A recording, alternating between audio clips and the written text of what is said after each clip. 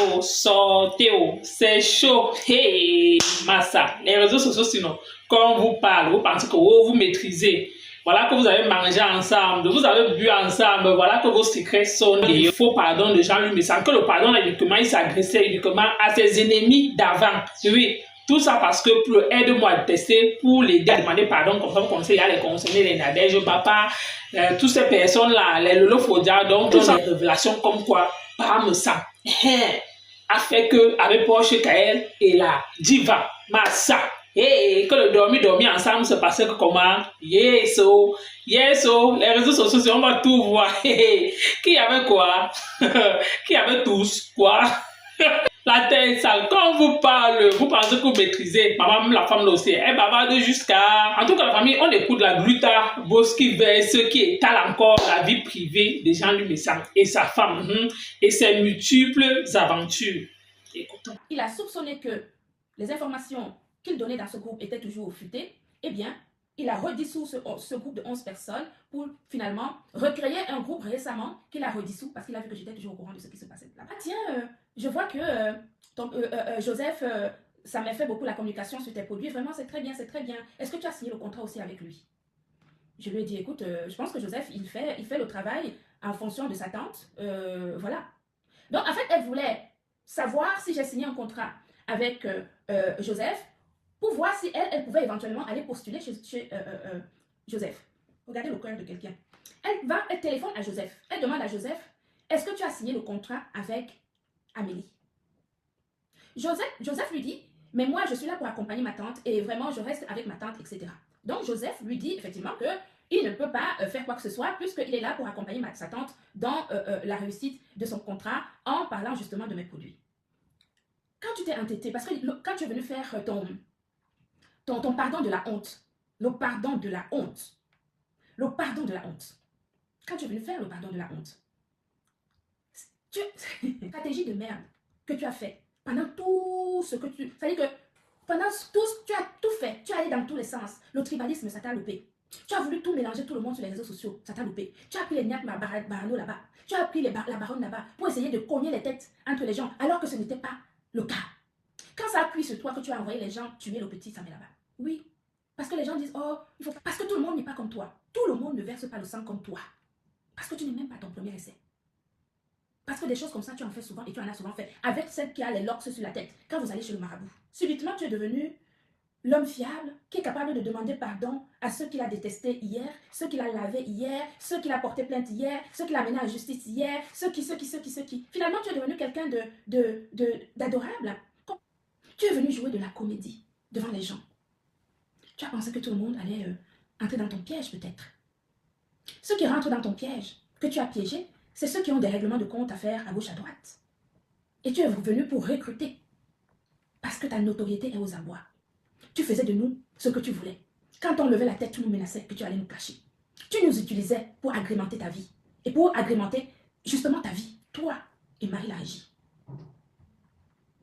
Toi et Marie la Régie auraient voulu que tu viennes te positionner devant moi et me dire, ma petite sœur, j'ai envie de faire quelque chose de ma vie pour ma retraite. Tu vois, tu as tes nièces et tes neveux qui sont petits et qui vont certainement faire des études supérieures. Qu'est-ce que tu penses? Comment est-ce que tu peux m'aider à assurer une vie, la scolarité de mes enfants plus tard? Mais imbu de ta personne que tu es, avec un ego démesuré que tu as, dans zéro, tu étais bien incapable de venir me trouver pour me dire ça. Regarde ce que tu es devenu. Tu vois ce que tu es devenu? Tu as perdu 10 kilos en 2 semaines. Qui l'eût cru? Le coq. Son coq, c'est le meilleur coq que je n'ai jamais mangé. Mais avec ça, tu as réussi à perdre quand même 10 kilos en 2 semaines. Waouh! Tu mangeais plus? Tu n'avais plus faim? Tu ne dormais plus? Tu as cru que c'était facile. Qu'en venant me jeter au gueule du loup, les loups allaient m'arracher et me manger comme de la viande fraîche. Ça s'est retourné contre toi. Oui, ça s'est retourné contre toi. Pourquoi? Tout simplement parce que tout le monde te connaît. Les gens connaissent ta personnalité. Les gens connaissent ta personnalité. Je t'ai dit, je peux venir ici si je voulais vraiment devenir comme toi. Je pourrais mettre ma caméra 24 heures sur 24. Parce que moi, ce que tu faisais là, je peux faire ça 15 fois. Tu sais? C'est-à-dire que ta posture de l'homme clasheur, le vieil homme clasheur des réseaux sociaux, je peux faire ça 15 fois. Seulement, nous autres, nous avons des enfants. Nous savons que nous avons des enfants, la scolarité à payer, une image à garder, une image professionnelle aussi à garder. Et puis surtout, nous voulons garder notre énergie pour mener à bien notre vie tout simplement. Tourner contre toi. Quel exemple tu donnes à tes enfants? Il paraît que quand tu as mis le téléphone pour que les gens, tu incitais les gens à venir parler de moi. Tu aurais parlé de ma fille. Hé, camarade, et Marie la régie, tu connais où ma fille habite. Nous avons déposé une main courante au commissariat à côté de chez elle, contre toi. Parce que connaissant tes agissements de grands bandits, de banditisme, voire même et arnaqueurs, j'ai protégé ma fille. Et j'en ai parlé à tous les voisins de ma fille. Donc s'il y a un seul cheveu de ma fille qui bouge, on saura que c'est toi. C'est pas pour rien que ta femme a peur de toi. Elle n'a pas peur de toi pour rien. Tu as dit que tu allais la tuer si jamais elle te quitte. Tu l'as dit. Tu l'as dit devant elle, tu le dis tout le temps. Que si elle te quitte, tu vas la killam. Et elle sait que tu ne blagues pas. Parce que combien de fois elle m'a dit que si tu rencontres un de tes détracteurs, tu es capable de leur faire très très mal. C'est ta femme qui me parlait de toi. Mais je t'ai dit, je ne rentre pas dans votre intimité, pour le moment. Parce que vous avez parlé, soit vous avez menti sur ma vie, en mettant le téléphone pour que les gens appellent, pour raconter n'importe quoi. Sur votre vie, que je n'ai pas besoin que quelqu'un d'autre vienne me dire quoi que ce soit. C'est ta femme qui me parlait de toi. Je vais juste te donner une seule chose que ta femme a dit. Les autres, je laisse d'abord. Je dis, je suis avec toi, on va y aller crescendo. Tu as dit que tu voulais me clasher, que tu allais finir avec mon entreprise. Je vais te répondre pendant toute l'année 2024. Quand nous étions dans le restaurant à Bagnolet, Marie la régie, le jour où tu as dit que ma fille était junkie, junkie ça veut dire quoi? Au fait, junkie ça veut dire quoi mes chéris? Parce que c'est des mots que je ne connais pas. Junkie ça veut dire quoi? Jonki, ça veut dire quoi? Dites-moi. Parce que j'ai entendu, on m'a envoyé une copie de vidéo où il aurait laissé les gens, où il aurait dit que ma fille était jonki. Jonki, ça veut dire quoi? Le piment. Elle fait 2 heures de ménage dans un hôtel du coin dans son village là-bas. 2 heures de ménage par semaine. 2 heures ou 3 heures de ménage.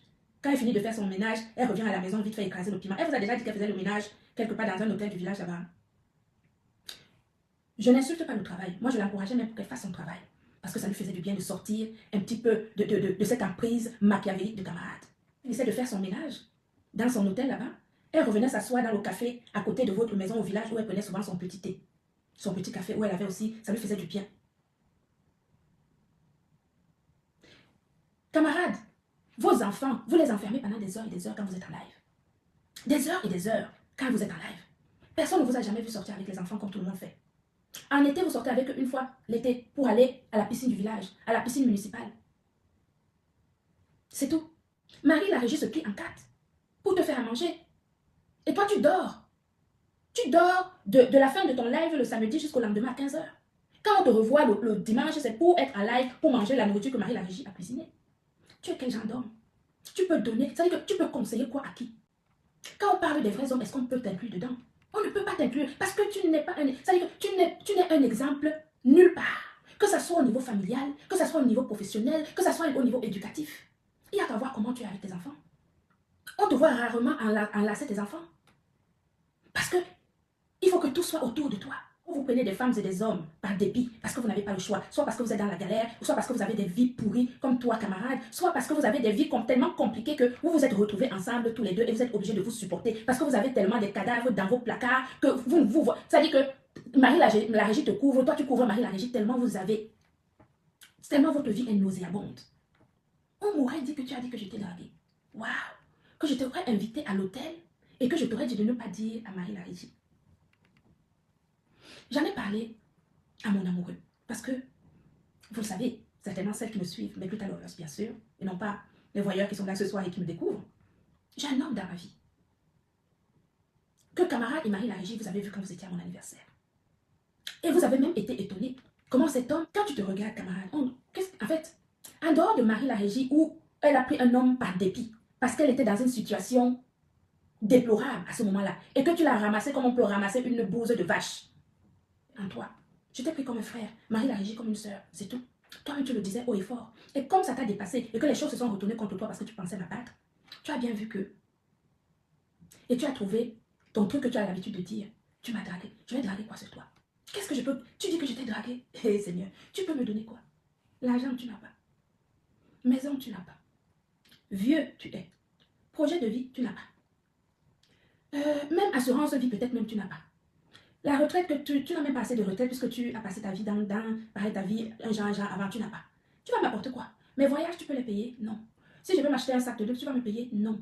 Une voiture, tu peux me payer quoi? Rien. Moi, je m'achète tout moi-même. Parce que je travaille. Quand Porsche Cayenne est venue me parler, elle est venue s'asseoir, à un moment donné, elle est venue s'asseoir à côté de nous. Avant qu'elle ne vienne vers nous, elle discutait d'abord avec camarades. Tu m'as dit à l'oreille qu'elle faisait des pas avec camarades. Et l'ancienne copine de camarade qui est la diva, la chanteuse. Je t'ai regardé, j'ai dit, waouh, quoi? Et tu m'as dit, de toute façon, je m'en fous. Je m'en fous. Je t'ai dit, effectivement, tu as raison. Ce genre de choses, ne t'en occupe pas parce que c'est ton mari. Et c'est toi qui viens dire que je n'ai personne, que je ne parle avec personne. Toi, tu parles de tout le monde autour de toi. Même de ton mari. C'est toi qui m'as dit qu'il faisait les Porsche Cayenne avant avec son ex-femme. Avec son ex-copine. Au restaurant du chalet. Tu parles de ton mari. Et ce n'est pas tout. Et c'est vous qui laissez les gens qui viennent commencent à parler de moi. Vous prenez votre téléphone, vous mettez un peu comme... Je peux faire la même chose. Mais je vous ai dit que je n'ai besoin de personne.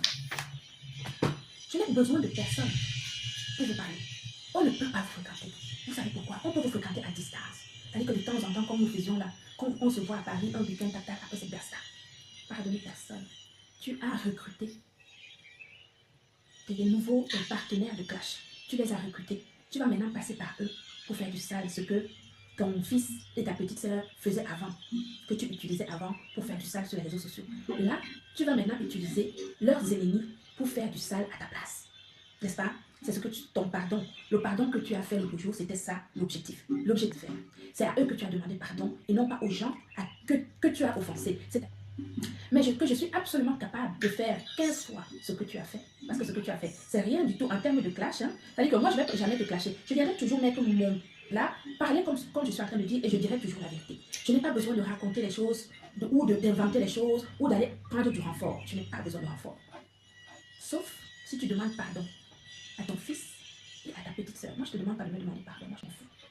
Moi, je suis capable de me défendre contre toi. Dans la famille, vous avez écouté comme moi ce que la Glutaboussa a dit. Moi, premièrement, ce que je dois d'abord dire, c'est que premièrement, c'est que concernant le pardon de Jean-Louis Messa, Jean-Louis Messa d'abord ne se reconnaît pas dans tout ce que vous l'accusez. Oui, il ne se reconnaît pas dans ce que l'abbé Samé et Compressor sont en train de dire que oh, il a comploté pour qu'on parte faire du mal à l'abbé Samé. Il va donc venir demander pardon à l'abbé Samé. Comment? Parce que tu dis carrément que le pardon là, ce n'était pas à l'abbé Samé. Mais bien sûr, pourquoi? Parce qu'il ne se reconnaît pas dans ce qu'on l'accuse. Donc, le pardon qu'il est venu faire, ce n'est même pas, moi je ne vois même pas ça qu'il s'est agressé au Nadège Bapa. Pourquoi? Parce qu'il avait demandé pardon au Nadège Bapa au départ. Il a bien précisé que le pardon, il demande ça pourquoi? Parce que les personnes qu'il considère lui ont demandé de sortir dans cette affaire. Il est donc venu demander pardon en public, plus précisément de sa femme. Pourquoi? Parce que sa femme lui a parlé à plusieurs reprises, mais il n'a pas écouté. Il a fait qu'à sa tête, il faudrait qu'il vienne demander maintenant pardon à l'abbé Samé et Compressor. Que c'est là que tu vas quitter derrière le match, tu vas sauf que caler sur lui. Pourquoi? Parce qu'il ne se reconnaît pas. Oui. Et quand tu dis que oh, il a déjà recruté les gens, que les gens sont là dans ta ville pour te faire du mal, en tout cas, on est sauf que là, on est assis par terre. Pourquoi vos choses là? Vous partez chez les gens, vous mangez chez les gens, vous partez, vous dormez. Après, du jour au lendemain, vous venez les étaler sur les réseaux sociaux. Apprenez au moins, c'est vu que tu as dit carrément que tu ne fais pas dans les clashs, viens vendre tes produits doucement. Rien dit. Que tu ne vas pas entrer dans leurs intimités. Mais tu entres quand même pour dire que sa femme avait dit que oui, lui, la Porsche Cayenne là, et Lady, ils ont eu à faire telle chose. C'est déjà entré dans son intimité. Tu es déjà en train d'entrer dans sa vie. Même si elle t'a dit quoi, elle pensait que peut-être tu étais une soeur, elle t'a considéré vraiment peut-être pour te dire ce genre de choses. Pourquoi? Parce qu'il y a certaines choses, même s'il y a quoi, c'est même la honte. Donc pour elle, sauf si peut-être sa bouche aussi, ça a gratté ou peut-être c'est un peu glissé comme ça. Là. Tu as déjà la visibilité. Tu peux vendre tes produits doucement, sans taquiner, sans offenser qui que ce soit. Oui, on a déjà vu, vous avez donné un spectacle, tout le monde connaît ce qui s'est passé. Maintenant, tu peux laisser. Que d'entrer, parce qu'à force même de creuser le fond, à force toujours de venir le verser sur les réseaux sociaux, tout le monde, on va voir que tu ne seras plus crédible. Même ces personnes-là qui sont en train de t'encourager pour le moment, que oh, il t'aide même que bon, va une soeur qui est venue peut-être vendre ses produits, on peut l'aider, peut-être on paie aussi ses produits au lieu d'aller payer ailleurs. Toutes ces personnes-là vont te fuir, vont t'abandonner, vont dire que non, le genre de personnes-ci, que même si tes produits-là sont bons comment, même si tes produits-là sont bien n'importe comment, oui, ils vont sauf que te tourner le dos. Pourquoi? Parce que quand on voit que depuis, tu as déjà tout dit sur lui, le monsieur même ne parle pas, mais tu es sauf que là. Donc ne t'accroche pas sur le problème de laver sa main. Dis pour dire que oh, s'il ne demande pas pardon, tu vois ce qui est allé leur vie, maman. C'est les réseaux sociaux, non. Sauf qu'on a tant que le Japon. On a que soif de ça. Pourquoi? Parce que quand tu vas venir de verser ce que tu as dans ton ventre, les gens vont venir écouter. Après ça, on va tourner le dos. Certaines personnes vont tirer pour eux de conclusion que c'est que même la femme de l'océan n'est pas bien. Hein.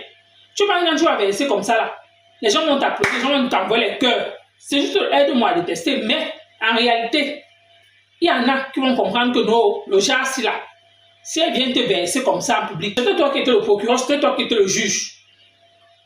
Quand il y avait quelque chose, tu dis qu'attendez, mon juge va venir donner son point de vue. Tu étais là, tu intervenais.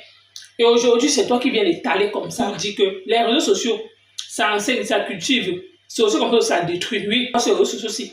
L'affaire, par exemple, sans la glutamate et la besame, ça va sauf que nous enseigner qu'elle. Et quand tu as ta chose, même si ton frère que tu dis que oh, c'est mon frère du village, ne pas ouvrir ton ventre. T'as la personne là sur les réseaux sociaux. Oui, on sait quand même que c'est un insulteur de talent, c'est un clasheur. Il insulte toujours les poitou des femmes, il insulte toujours que les pimentiers, on sait tout ça. Mais, à un moment donné, on doit aussi savoir faire la part des choses que non, la femme aussi déjà, elle en fait trop. Et puis, quand il va comprendre ce que tu es en train de dire là, il va aller lui dire que ta bouche là ne peut un peu se fermer. Voilà c'est aujourd'hui. Donc, à bon entendeur, salut. Donc, merci encore. À bientôt pour une prochaine vidéo.